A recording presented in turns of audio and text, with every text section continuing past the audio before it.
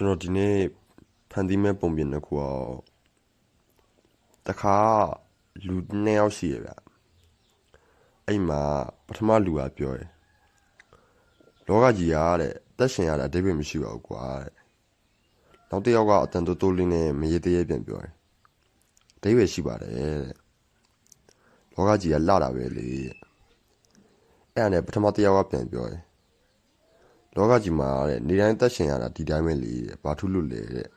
ဘာမှမထူပါဘူးတဲ့နောက်တစ်ယောက်အတန်တိုးတိုးညင်နဲ့ပဲပြန်ပြောတယ်တက်ရှင်ရတာနည်းနည်းတော့ထူးခြားပါတယ်တဲ့အဲ့ဒါနဲ့ပထမတစ်ယောက်ကပြန်ပြောတယ်အဲ့ဟာကအတိတ်ပဲမဲ့ရတဲ့အဲ့ဟာကဘာမှမထူးခြားတာပဲတဲ့နေတိုင်းနဲ့ nation စီပဲပြောင်းနေတာဘာလို့များအတိတ်ပဲရှိလို့လဲတဲ့ငါတော့အဲ့အရာတွေတခုလုံးဘာမှမထူးတဲ့အကုန်လုံးအရင်မရဖတ်မရတွေပဲအဲ့နဲ့နောက်တစ်ယောက်လည်းပြန်ပြောတယ်အဲ့နဲ့လေးစီကတဲ့တဘွားတာကိုလည်းပြောင်းလဲဖို့လုံလောက်ပါတယ်တဲ့အဲ့နဲ့ပထမလူကထွက်သွားတယ်ဒုတိယလူကကြံခဲ့ဒီလိုပါပဲကျွန်တော်ဘွားမှာတစ်ဖက်ဖက်ကလီးပေးလိုက်တယ်နဲ့တစ်ဖက်ဖက်ကထွက်ကြသွားတာပါပဲအခုကျွန်တော်ဒုတိယပုံပြင်ကျွန်တော်ထပ်ဆက်ပါမယ်လောကကြီးတခုရှိရဲ့အဲ့လောကကြီးထဲမှာဝမ်ဘလီနှကောင်ရှိရဲ့သူတို့ကအများနဲ့တိုက်ခိုက်နေကြတယ်တကောင်ကအမောင်ထုနဲ့စစ်ပြအားငယ်ရှင်ဖြစ်ပြီးတော့အရှားတကောင်ကလင်းရောင်နဲ့မြုံနေချက်ဖြစ်တယ်ဘယ်ဝမ်ဘလီကအနိုင်ရမှာလဲတဲ့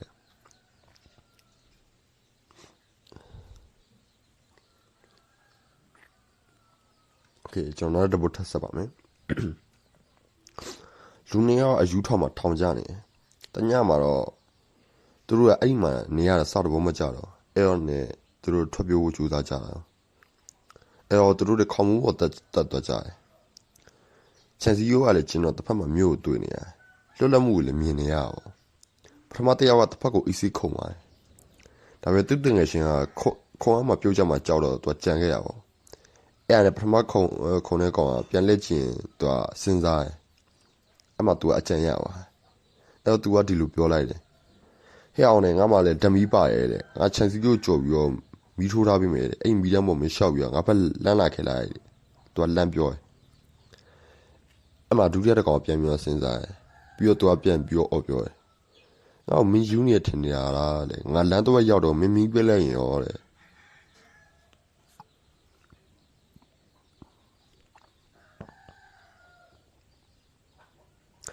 အခုကျွန်တော်နောက်တဲ့ပုံမြင်တစ်ပုဒ်ထပ်ပြောအောင်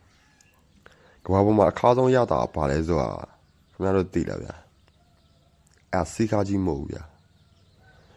ကိုယုံကြည်ရဆုံးလူကပေးတဲ့သစ္စာဖောက်မှုရဲ့အရာတာပဲအစိတ်ရခန္ဓာကိုယ်သိစေနိုင်ပေမဲ့သစ္စာဖောက်မှုကဝိညာဉ်ကိုပါတတ်ပြတ်တတ်တာပါဒီနေ့ကျွန်တော်သစ္စာရှိရှင်တွေရဲ့အဆုံးသတ်မှာဘာရှိလဲဆိုတော့ကျွန်တော်ပြောပြပါမယ်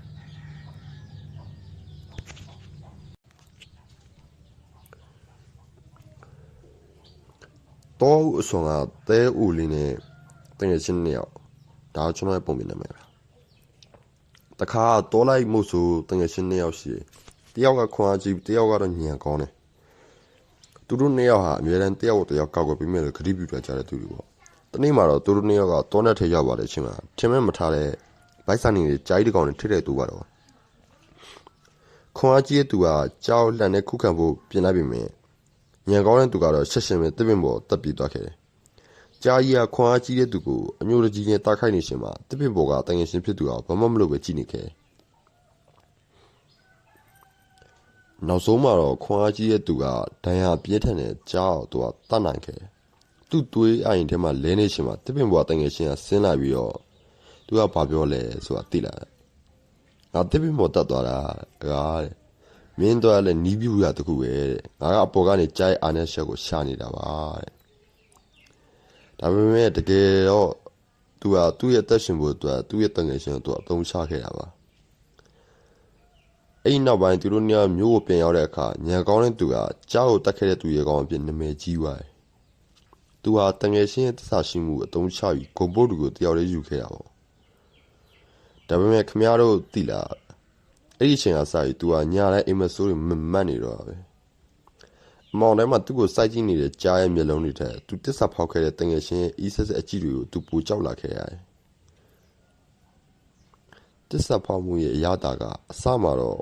ရှုသလိုလိုရှိတတ်တယ်ဗျာအောင်မြင်မှုတွေအကျိုးမြတ်တွေရရှိနိုင်ပြီမဲ့ရရှင်မှာတော့အဲ့ဒီရတာခမရဲ့စိတ်နှလုံးကိုတဖြည်းဖြည်းတိုက်စားသွားပါလိမ့်မယ်